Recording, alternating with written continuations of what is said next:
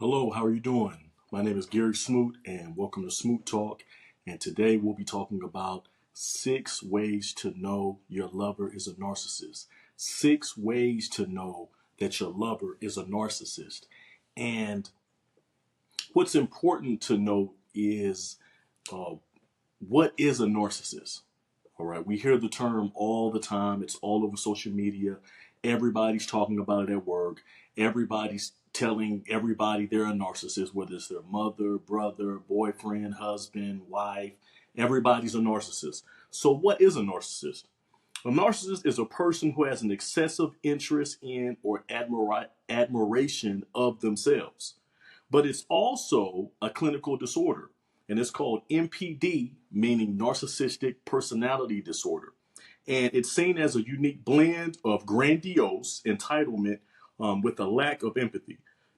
And those who have this disorder have an extremely high sense of their own importance. So, a person who's a narcissist, they think they're the most special person in the world, period. In every relationship they're in, they're the most important.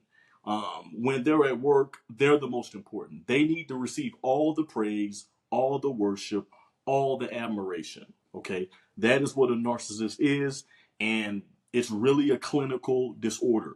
So, yeah, the word has been thrown around loosely over the past couple of years, especially after COVID. It's always been out, but especially after COVID, it really, really blew up. Everybody and their mama came out of COVID saying this person is a narcissist, that person is a narcissist, but not really knowing exactly what the term is. So today I'm doing this show based upon a lot of people in the comment section on some of the videos they were talking about wanting to see a video about what's a narcissist and if I've ever had a relationship where I dealt with a narcissist. And yes, I have, and we'll definitely be getting into that today. So the thing is that it's important. It's before I go into the 6 ways, 6 traits. It's important to understand that anybody that's dealing with a narcissist, you're going to be extremely fatigued. You're going to be, just drained with dealing with this person on a day-to-day basis. Okay, period. So this right here, this show is about the 6 ways to know for a lover. But if you're dealing with a mother, a father, a brother, or a coworker, or a best friend who's a narcissist, one of the traits of it is you're going to be completely drained all the time dealing with this individual. Okay, but this right here, this show is for the lovers. So let's get right into it. Number one, you don't feel connected. You don't feel connected. They talk to you whenever it's convenient for them.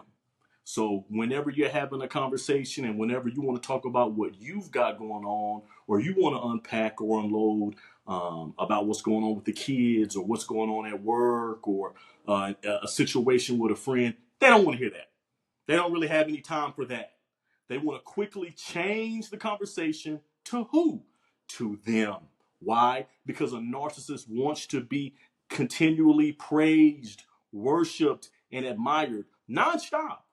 No break in the worship session, okay? No breaks for you. You might get a tiny break, a little break just for yourself, but they'll quickly insert themselves back into the conversation, okay? Because they need to be constantly worshiped. The thing is that with a narcissist, you don't feel connected. Why? Because you never have an opportunity to be able to talk about yourself and what you have going on. It's always about them in the conversation. It's always about their accomplishments. It's always about their goals. It's always about their past relationships. It's always about their problems. All the time. Anytime you bring up what you have going on or something that you want to talk about or something that's important to you, they dismiss it. And so when you're in communication with the person and you're in a relationship with the person, communication is key. Communication is key. It's one of the most pivotal foundations for the relationship is communication. Because if we're not communicating and talking to each other or texting to each other, or how can we make this thing grow? We can't. But the issue with a narcissist is that you don't feel connected because there's the only communication is around them. Any communication, it always turns back to them. Like I said, they'll give you a little time to talk about yourself, but really, at the end of the day, the conversation is going to go back to them, and they really don't give two damns about what you've got going on. And of course, over time, that breaks the connection. In the beginning, you might think it's cute. In the beginning, you might think, oh, okay, just maybe they've got a lot of stuff going on. But after a year, after 6 months, after 2 years, 5 years, you notice that every conversation that we have, I can't ever talk about what I've got going on. Every conversation we have, it's being constantly diverted back to you and how you feel about the situation and what you want to do about it. You don't feel connected. Also, I want to say, I had wrote this down. A narcissist, they're always bragging about themselves and they're always talking about their accomplishments. But when you want to bring up your accomplishments, they push it down. They don't want to hear about it. They belittle it. And I went through that in my marriage. Um, I would try to celebrate, the little accomplishments that I had, whether it was graduating from a degree program or whether it was getting when I got my CDLA, my commercial driver's license, and it was pushed down. Oh, anybody can do that. Only it it it was never celebrated. So that's something key to pay attention to. With a narcissist, they don't want to celebrate your victories with you, but they damn sure want you to celebrate their victories. They want a big, big party. They want everybody to be there. But for you and what you have going on, oh, here, take this little cupcake from the grocery store. You can take that. Oh, no, nobody wants to hear about that. We'll celebrate you some other time. Remember that they want to celebrate their accomplishments, no matter how big or small. But when with your accomplishments or your goals coming into reality, they don't have any time for that. Why? Because the celebration of you is the celebration of you, not them. So that doesn't fit the schedule. Okay, that doesn't fit their time frame. That doesn't fit what's going on in their lives because their life is their life. Everybody's in it to celebrate them, not you. So remember that. That was something that in my marriage, I didn't know the term for. You understand? I didn't figure out the term until after the marriage when I started doing research on relationships and narcissism. Found out about narcissism. I didn't know anything about it 14 years in a marriage. But yeah, that was key. My successes were never celebrated. I would want to celebrate what I had going on, but it was always belittled. It was always pushed down.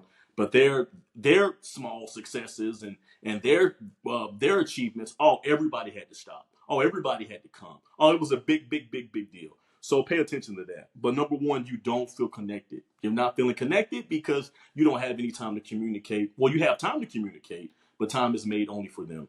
Number two, you just don't feel good enough. You ever felt like that? You're in a relationship with somebody 2 years, 4 years, and you still just don't feel good enough at all. You don't even feel like you deserve them. You want to know why? You feel inadequate due to the fact that nothing that you say or do is good enough. That's why you don't feel good enough. Nothing you say, nothing you do, how much you try to please this individual. I don't care whether it's sexually. I don't care whether it's you're trying to have dinner ready for them, a beautiful date night, great restaurant. You're dressing good for the person. You're buying them all of the gifts that you know that they like. It's not good enough. They're going to come up with the explanation why it wasn't good enough. They're going to complain and they're going to make you feel like trash. You want to know why? Because the more you feel like trash, the better they feel about themselves. Let me say that again. They're going to treat you like trash. You want to know why? The better they feel about themselves, okay, the more lowly you have to be. In their minds, we're not equal, okay? You should be honored that I have you in my life. You should be honored that I allowed you to grace you with my presence. Okay? This is how they really feel. You should be happy I'm in a relationship with you. Okay? Because of who you are, the peon, the peasant that you are. You should be happy. But anything that you do for that person, because their mind is so much on this grandiose, high scale of themselves, nothing that you do for them is going to make them happy. Nothing that you do for them is going to please them. Why? Because the problem is in themselves. It's not you. So you can never satisfy a person where the issue, the problem is internally with them. They're the ones who are going to have to look inside and take care of their situation. You can't do it externally. You can't. They will constantly criticize you or put you down. They will even threaten to leave you for any little thing. And this is a part of the control and the manipulation factor when it comes to a narcissist. They love total control. They love to manipulate you. They love to threaten you. Why? Because this is a part of the scheme of you're not good enough. And you'll never be good enough. And you should be blessed that they are in your life. Why? Because in their minds, they're God.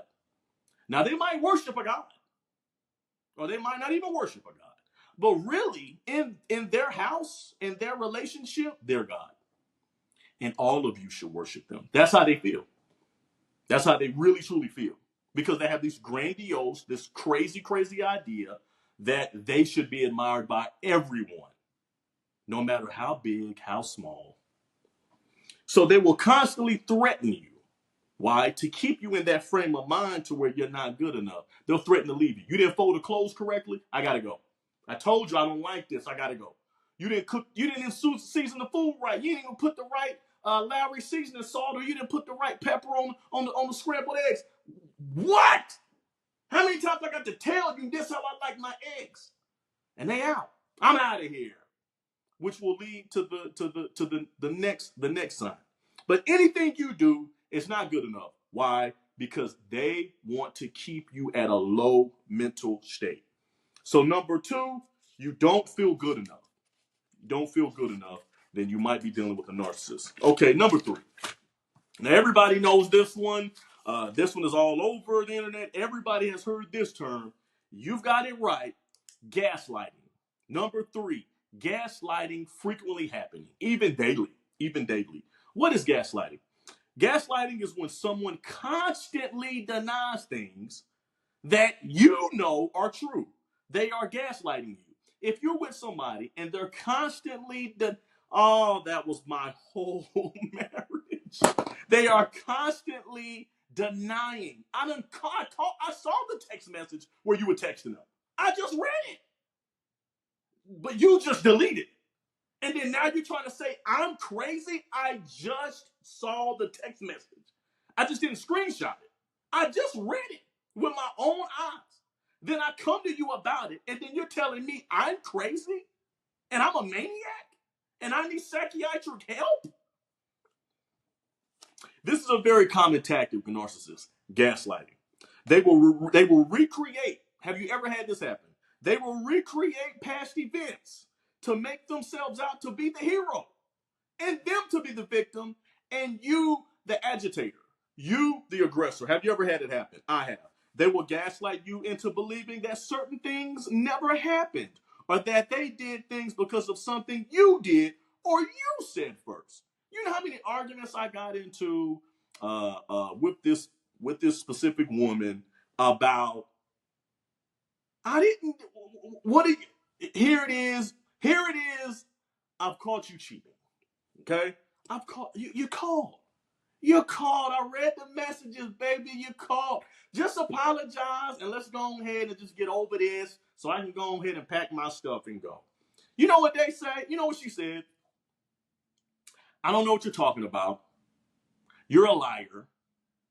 I've never cheated on you. I've been the most faithful. I'm looking like. And then they'll bring up something from like 10 years ago that never happened, but they thought it happened. Oh, I saw you flirting with this girl and she gave you her number. Yeah, she gave me her number and then I showed you the number and deleted it right in front of you and told you what happened. What are you talking about? But in their minds, and in her mind, when I got the number, I screwed around with her and I had sex with her. And now that's the reason for her doing what she did. It never happened. but they will recreate a story. They'll make up a story. They'll take a little bit of information and just just piece together. It's like piecing together Lego pieces. They'll piece together their own story of something that never happened. They'll take a little bit of truth and turn it into one big lie, just to make themselves feel good and tell you you're crazy. You're crazy. That's gaslighting, where they twist reality events to the point that you think you're going crazy. Like I said, it was plenty of instances where I saw the text message in Yahoo Messenger. I saw what you said. I saw what he said. Then I bring it to your attention. Then you delete it. And then you say, I don't know what you're talking about. You're only doing that because you're guilty. Has anybody, get in the comments section and let me know if you've been in a relationship with somebody, you done caught them doing something, and then they go and hide the information, and then they tell you the only reason you're bringing it up is because you're guilty and you can't live with yourself. Man, that is classic gaslighting. Also remember that a narcissist loves to show out in front of your family members or friends. And they will gaslight you in front of your family or friends. Why, you ask? I appreciate you asking. Let me go ahead and let you know why. See, a narcissist, they have to put on a show in public, okay? They live, breathe, and die for public attention and the image that they're radiating and giving to the public, right? So they would love to have your family members, your friends, co-workers, anybody close to you. They would love to have the public image of them being the savior and you being the person who, number one, needs help and needs the saving. But also, they would love to play the victim and play you as the aggressor. And they would love for the closest people to you, turn against you for them. They love it. They love it. And they will definitely gaslight you in public. Please be on the lookout for that. Gaslighting, period, but really the gaslighting in front of your friends and your family too. Now that is a critical sign. That's a critical sign. Gaslighting.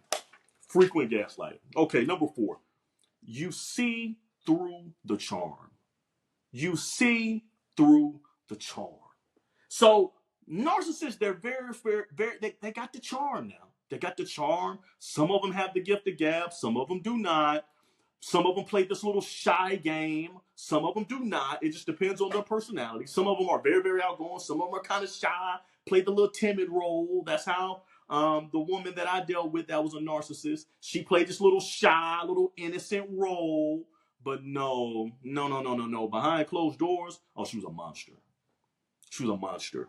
But you can see through the charm. You want to know why? Because in the public, they're acting one way. In the public, they're putting on this show. In the public, they're putting on this, it's like putting a hat on, they're putting on this hat of, I'm this great husband, I'm this great wife, I'm this great boyfriend, I'm this great lover and friend, and I'm a great Christian, or I'm this great Muslim, I'm this faithful, devout individual. But behind closed doors, baby, they are completely psycho. Treat you like trash, talk down to you, call you anything but a child of God, disrespect you, call you out your name.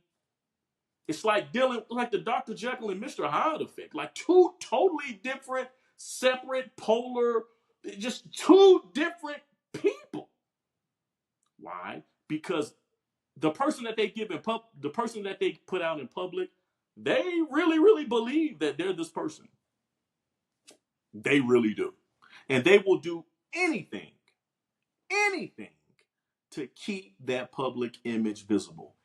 If that even means running over you, if that even means stepping over you, and even if that even means getting rid of you, publicly assassinate your character, divorce you. But before they divorce you or before they leave the relationship, they're going to make sure they let the public and everybody else know, hey, they did this. They deserve this. I went through that personally. Number 4, though, you see through their charm. Are you in a relationship and you can see through their charm? You may be with a narcissist. Number 5, constant cheating. They're constantly. Every time you turn around, they cheat. Every time you turn around, you catch them in something. Every time you turn around, they are lying about something. And sometimes it doesn't even have to be cheating physically, but it could just be constantly flirting with somebody all the time. They just want attention. You got to realize a real true narcissist will do anything for attention. They'll take it anywhere and from anybody. But if they're constantly cheating on you, and then you confront them, of course they're going to say, it's your fault. Of course they're going to say, well, you deserved it. Of course they're going to say, I don't know what you're talking about. Of course they're going to say, you're crazy. Of course they're going to say, you're only accusing me because you're guilty, and you got to sleep with that, and I never did nothing. But if they're constantly cheating on you, if they're constantly in the face of somebody else, always flirting and always wanting attention and always trying to do something with somebody else, they're never faithful.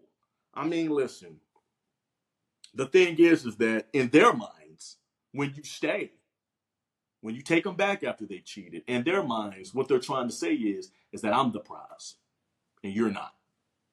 And that's why I'm going to cheat on you. And I can cheat on you.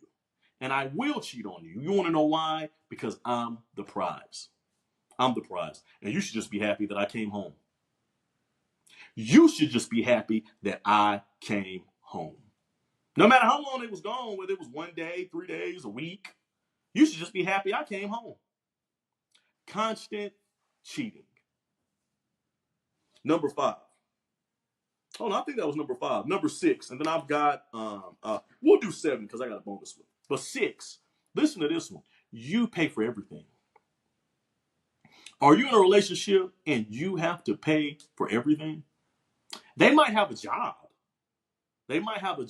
But they bring in a little income, right? But they make you pay for everything else. Like they're a princess, or like they're a prince. They make you pay for everything. They'll sit back and watch you halfway kill yourself.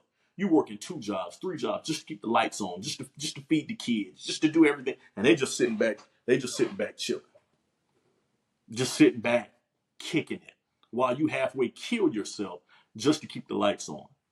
Okay, they love to play this game with the finances. Or some of them, they'll have a job and they have a lot of money, but they're not going to let you know how much money they have. Why? Because for the control. So if you're with somebody and they have you paying for everything, or if you're with somebody and, or usually, I wrote this down too. If you're with somebody and they can barely keep a job. They can never hold down a job, can't ever hold down a job, and they keep you in that constant rat race or that constant system where you're constantly having to pay the bills and pay everything. You want to know why? Because to them, they deserve to be taken care of. Why? Because they're the prize. If they're paying for everything, they're not the prize. But in their minds, they're the prize. That's why you need to take care of them. That's why you need to pay for everything. Even if they got money. That's why in this day and time, in a lot of relationships, I live in Atlanta, down here, a lot of the women are narcissists. They're insane. Okay. And they run this game where they want a man to pay for everything, period. And they keep their own money. And don't buy a man. Man, I know a guy right now in a situation. He just left a woman. The woman didn't want to. They were dating. She never wanted to pay for anything. Never wanted to buy anything, and she made more money than him. All right. When her birthday came, she wanted great gifts, great things. And when his birthday came, she got him something that was like $20, and didn't do anything really special for him. He finally left her. He's having a great time right now out here in these streets. Number 6, you pay for everything. All right, this is the bonus one, number 7. If you're still with us, if you're with somebody and they're constantly telling you you're the problem and they are not, okay? And you've asked them to change and they don't change their behavior and they're constantly telling you that you're the problem, you're possibly with a narcissist. All right. And even some people, Some narcissists are so keen and so good, they'll openly admit to being a narcissist, but they'll still say that the other person is the problem or everybody else is the problem except them. All right. So if you're with somebody, it's the bonus one. If you're with somebody and you've come to them, hey, can you stop what you're doing? You've come to them about the issues. You've come to them about the problems. And they constantly say that you're the problem or everybody else is the problem. They're a narcissist. Okay. Because a classic narcissist never can admit they're wrong. They can't. They'll admit that they're a narcissist, but they're not going to admit that they're wrong. They're not. You are the problem, and the entire world is the problem. Why? Because they are God's gift to this planet. Okay? Now, you can only imagine that being with a person like this who I got to pay for everything, and they're constantly cheating, and they never admit to doing wrong, and they're always putting you down or belittling you, and they're always needing constant praise. That's mentally, spiritually, physically draining. Okay? I don't know what this is that's flying around attracted to these lights I got on. Being with a person like that is mentally draining. So if you're in a situation with a narcissist, please seek therapy. Please seek professional help. Keep records of the conversations and events to stop the gaslighting. So write down or record if you're having a conversation with somebody and they're gaslighting, record it. Or write down some of the events and then bring it up to them or show them the video. I've done that before in a relationship. I recorded what she was saying and then I showed her the video. Or the times I saw the screenshots, I saw the messages, I took screenshots of them and then showed them. And then she still lied. But anyways, just for my own sanity, because when you're with a narcissist, they're gonna have you thinking to the point you're crazy. They'll even. I remember there's times I got into an argument with this woman so much. I remember it was times where I went and apologized to her and said, "I'm sorry. Maybe I got it wrong." When in the back of my mind, I said, "I know I just saw her do what she did, or I know she just said what she said."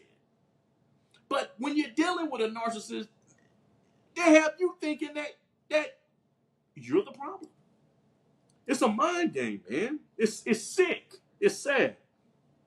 But the thing is that millions of people all around this world have dealt with the narcissist, and millions of people all around this world have gotten over a narcissist or had the strength and courage to leave a narcissist. So if you're dealing with a lover who's a narcissist and you come to tell that person, hey, you got a problem. Hey, I see you just don't value this relationship. Hey, can you work on this? And they still don't want to change.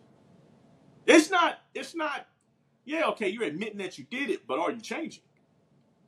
Are you changing? And if they're not changing, you got to take care of yourself, man. Ain't nobody that fine to stay in a relationship to where I'm dying. Okay? But it all goes back to how much you value yourself. How much do you value yourself? Okay? Some people say, hey, I got a wife and I got kids, or I got a husband. I had a wife and I had kids. And I left that narcissist. I filed for divorce. I pay child support and I take care of my kids and I see my kids all the time. But my mental health, I needed it. I need my sanity in order to be good for myself and my children. Okay? So at the end of the day, you got to do what's best for yourself at the end of the day. Okay? It's only one you. All right? If you died right now, this world is going to keep right on spinning. Sad to say, it is. But I love everybody, man. I appreciate y'all watching. And please, if you're dealing with a narcissist, let them know, hey, you're a narcissist. If you're dealing with a narcissist and you're in love with one and they because some people change, okay? Some people do change. But if you're dealing with somebody they don't want to change and you keep letting them know, hey, this is what's going on, get out of that relationship, okay? Get up out of there. I appreciate everybody watching. Y'all be safe. Peace.